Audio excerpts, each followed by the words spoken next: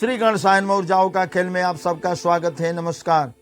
पूजा पाठ अनुष्ठान करने के लिए कलश की स्थापना की जाती है और देवताओं का आवाहन करके नियम अनुसार विधि विधान से पूजन पाठ किया जाता है ताकि फल प्राप्त हो, पूर्ण फल प्राप्त हो।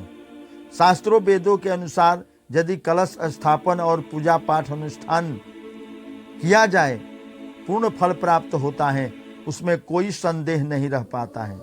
कलश रखने का मोटे तौर पर अर्थ यह होता है कि आप एक देवता का वेदोक्त शरीर का निर्माण करते हैं और आवाहन पूजन करते हैं, वरदान प्राप्त करते हैं। दिव्य रूप में जो प्राण, महाप्राण एवं आत्मा जो होती हैं वो बिना आधार आश्रय लिए कुछ नहीं कर सकती हैं। अगर करती हैं तो स्वयं के जैसे शक्तियों के साथ ही करती हैं। पंच तत्व से निर्मित भूतों जीवों का कल्याण गुरुजनों के माध्यम से, घट स्थापन के माध्यम से, कर्मकांड के माध्यम से ही सौम्य ऊर्जाओं को प्राप्त करते हैं, ग्रहण करते हैं और वरदान प्राप्त करते हैं। अन्यथा प्रत्यक्ष अगर उस ऊर्जाओं को आवाहित किया जाए तो इसके लिए गुरु की आवश्यकता होती है, उसके तकनीक को जानना पड़ता है, तभी आप ग्रहण कर सकते हैं। अन्यथा ऊर्जाएं कुछ देर में असह्य होती हैं, नुकसान प्रदान करती हैं। प्रायः आम जनों के लिए अतएव वेदों में इसी कारण से 80% कर्मकांड विधि विधान से करने का नियम बताया गया है। शक्ति पाने का, नकारात्मकता दूर करने का तथा उन्नति कराने का, आध्यात्मिक विकास हो, इसलिए पूजा पाठ अनुष्ठान व्रत वगैरह किया जाता है। और जिस पूजा पाठ अनुष्ठान में कलश स्थापन करना आवश्यक होता है तो उस नियम कानून के द्वारा विधि विधान से अवश्य करनी चाहिए। ऐसे तो बिना मुहूर्त के 4:24 से 48 मिनट तक, माने 5:12 के बीच में बिना मुहूर्त देखे आप कलश स्थापन करते हैं तो एक अच्छा मुहूर्त होता है। 6:12 के बीच तक अगर सुबह में आप कलश स्थापन करते हैं तो किसी माध्यम से आपको अच्छा मुहूर्त दिखा करके ही कलश स्थापन करनी चाहिए। कलश स्थापन करने के लिए बहुत कुछ उसमें नियम कानून हैं, विधि विधान हैं, उसको अपनाना पड़ता है। और ऐसे भी कहा जाता है कि किसी भी शक्ति को आप बिना गुरु, पुरोहित या कर्मकांडियों के माध्यम से डायरेक्ट ग्रहण नहीं कर सकते हैं। ढांचा प्राप्त शक्तियों का सहारा लेना ही पड़ता है। जैसे श्री कृष्ण जगत के गुरु अवतारी पुरुष थे, शिव गुरु, आदि शंकराचार्य, राम, श्री हनुमान, पैगंबर मोहम्मद, यीशु ईसा मसीह, गुरु नानक आदि इत्यादि जो आए थे, उन लोगों ने अपने माध्यम से लोगों का कल्याण किया। अपने तकनीक के द्वारा लोगों को बताते गए कि ऊर्जाओं को, दैवीय ऊर्जाओं को कैसे लिया जाता है और उससे लाभ कैसे प्राप्त किया जाता है।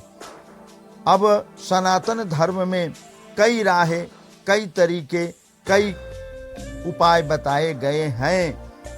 वेदों में 80% कर्मकांड बताया गया है। किसी भी माध्यम से आप ऊर्जाओं को ग्रहण कर सकते हैं। ऊर्जाओं को ग्रहण करना ही वरदान प्राप्त करना होता है।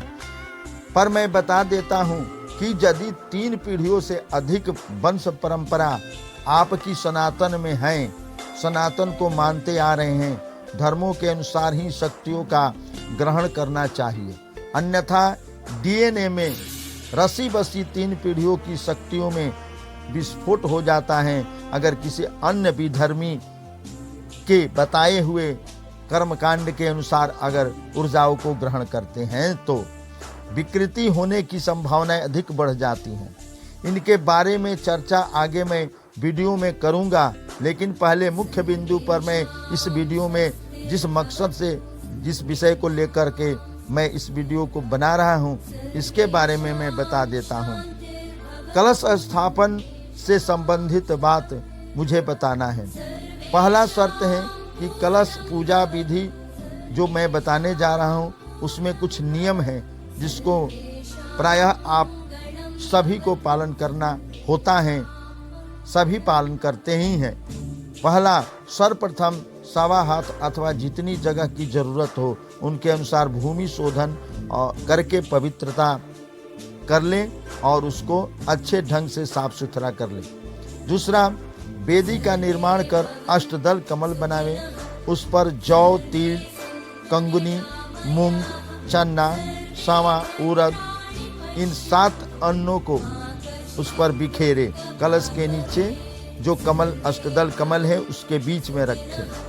अभाव में अगर इनमें से कोई अन्न न मिल पाए तो उसके बदले गेहूं या चावल या धान आप रख सकते हैं। तीसरा, कलश में घट तक, उसके गर्दन तक जल, पवित्र कुआं या नदी या गंगा जल या कोई पवित्र जल उसमें भर ले।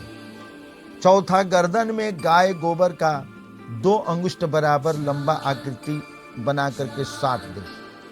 पांचवा, कलश मिट्टी का हो अथवा सोना का हो अथवा चांदी या पीतल या तांबे का होना चाहिए। ऐसे तो मिट्टी या सोना का सुपर होता है। छठवां, कलश गर्दन में मौली लपेट देना चाहिए। सातवां, कलश में दुर्वा, पान पत्ता, पुष्प और सर्व औषधि जरूर डालना चाहिए और ध्यान रखना चाहिए विशेषकर कि सर्व औषधि शुद्ध और असली प्राप्त हो। दुकान से आप उसे असली रूप में लाएं। चंपक, सुठी का मतलब पुनर्वा का जड़, चंपा का मतलब चंपा के फूल, सुपारी, मूरा, कुष्ठ और बच, हल्दी, दारू हल्दी, शिलाजीत और जटामासी, ये जरूर कलश में पड़ना चाहिए। इसमें से एक भी कम हुआ तो समझिए कि हमारा कलश स्थापन अधूरा है। उसके बाद पंचरत्न, पंचरत्न में हीरा, पन्ना, मोती, सोना, नीलम, ये चावल के बराबर अथवा सरसों के दाने के आकार का भी टुकड़ा उसमें रखें, कलश में जल में डालें। अगर न मिल पाए आज के युग में तो सोना और मोती के टुकड़ा जरूर डालें। 10वां, सप्तमृतिका, सप्तमृतिका में लोग इस पर ध्यान नहीं देते हैं जिससे अधूरा फल प्राप्त होता है और नहीं भी प्राप्त होता है। देसी गाय का गौशाला हो वहां का मिट्टी अथवा राज दरबार की मिट्टी, हाथी के पैर की मिट्टी, घुड़शाला की मिट्टी, सांप के बील की मिट्टी जिसे बॉबी मिट्टी कहा जाता है, 2 नदियों या 2 से अधिक नदियों के संगम की मिट्टी, तालाब की मिट्टी और दीमक की मिट्टी, ये 1 चम्मच से लेकर के कम से कम 4 चम्मच, एक मुट्ठी जितना मिल सके उस कलश में डालना ही होगा। उसके बाद से आपका कलश जो है पूर्ण हुआ। उसके बाद पंच पल्लो, आम का पल्लो डंडी सहित और बट वृक्ष का पल्लो डंडी सहित, गूलर पल्लो और पाकड़ पल्लो तथा पीपल के पल्लो डंडी सहित उसमें रखना है उस कलश में। उसके ऊपर से कटोरे में चावल, अष्टदल कमल, हल्दी अथवा रोरी से बना करके उसमें पानी वाले जिसमें जटा न हो ऐसे नारियल को पट रख करके उस पर कपड़ा लपेट या मौली लपेट करके रखा जाए। अगर वह न मिल पाए तो सूखा नारियल का गोला जो मिलता है, जिसको कहीं कहीं गड़ी गोला भी कहा जाता है, उसको उस पर रखें पट करके। और आपका ये कलश पूर्ण हुआ।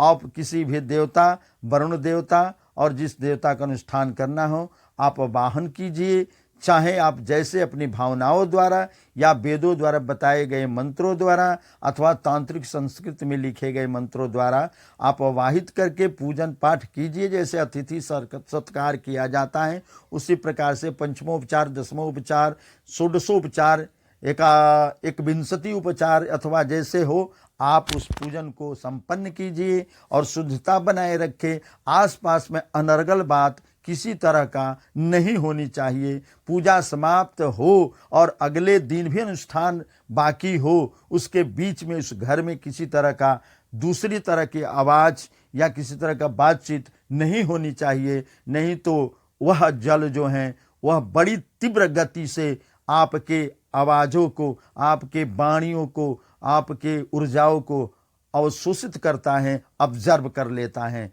इसलिए आपका नुकसान देने वाला वह पूजन पाठ हो सकता है। अतः आप शुद्धता और सावधानी बरकरार रखें। धन्यवाद।